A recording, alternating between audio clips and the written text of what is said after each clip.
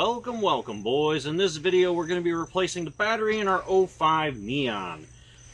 So the first thing we need to do is figure out, how do you know the battery's bad? Normally your car won't start. In this case it did start, but it was very weak to crank over.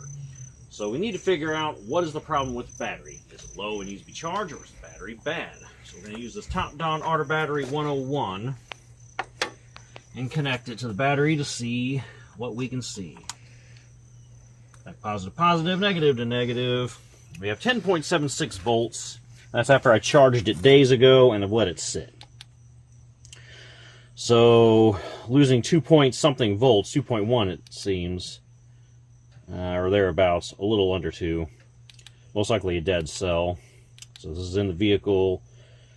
I guess technically I have charged it, but we're going to say before charged. I didn't just pull it off a charger. Regular flooded, cold cranking amps, 640.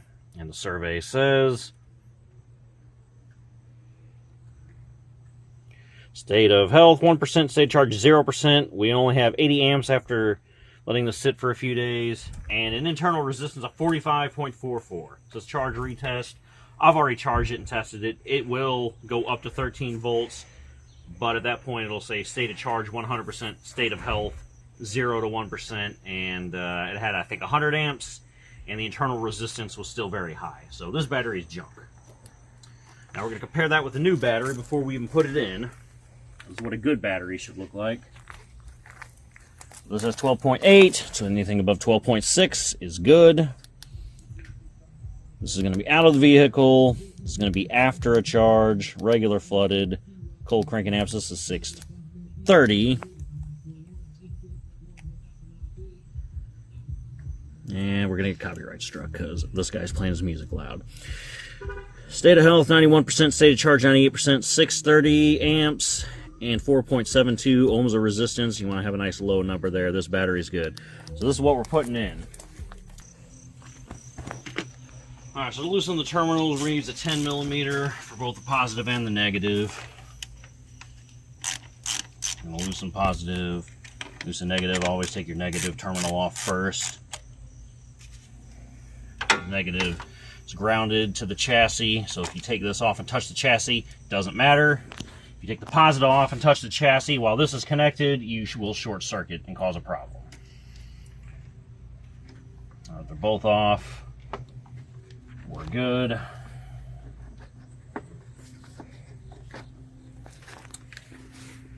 Alright, 13 middle holds the tie down on. Tie down is at the back of the battery here, down in this hole, perhaps you can see. But you'll get the 13 over that and loosen it.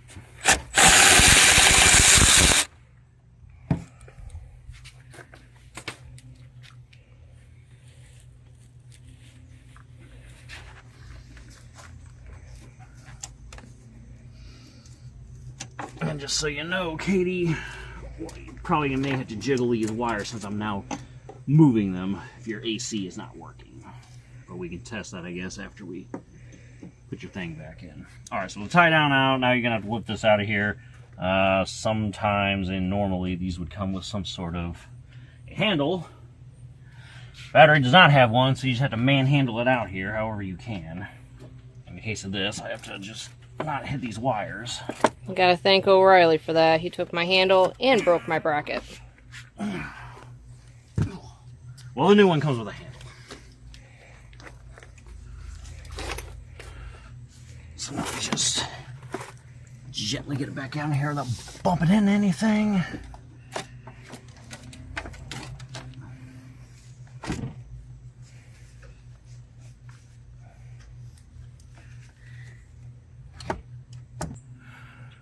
Alright, so the battery's in place. This is the biggest battery you can fit in here geometrically, like it's size-wise. I think normally this battery only, if you were to get whatever came with this from the factory, it'd only have like 300 cranking amps, which isn't going to work in the wintertime. And so you can see I have it actually set down in the tray on the negative side. The positive side is sitting on top of the tray.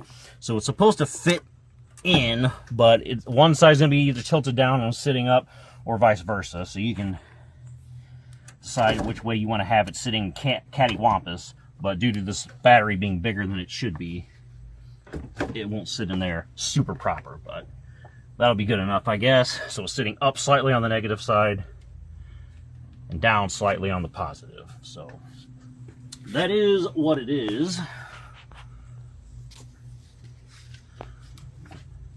The tie down back in place. So you want to style 86.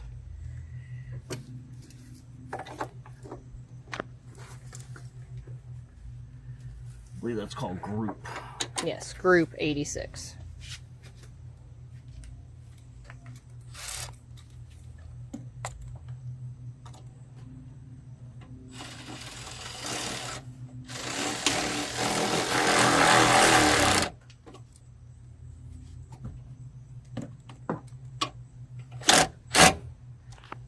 As high as I can get it.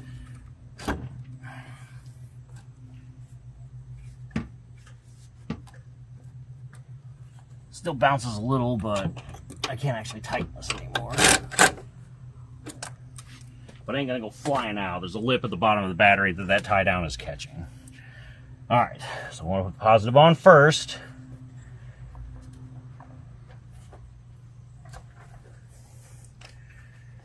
Then the negative. And then we just torque it down.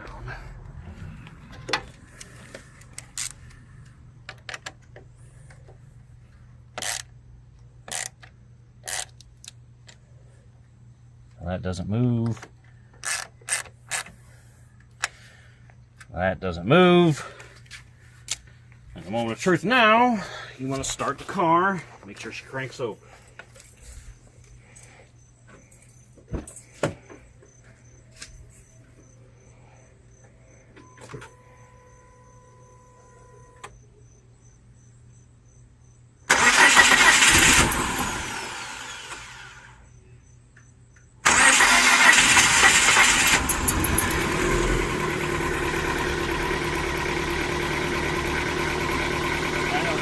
Quite alarmed, boys, and it's not wanting to start, but you do have to remember this is a modern car with computer, and battery being dead and disconnected and then reconnected is going to reset everything, its air-fuel ratio that's used to getting, etc., etc., you know, any sort of lean mixture of that. So it's going to have to relearn everything.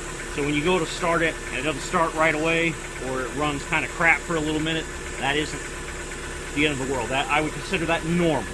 So it's gonna idle kind of funny. Once it learns it's idle, it'll be fine. Once you drive it around and it learns the shift patterns and everything it used to do, it'll be fine. So that's it. That's how you replace the battery. 2005 Dodge Neon or similar model. Hope you enjoyed the video. Hope this helps. Catch you boys in the next one. Thanks for watching. Peace.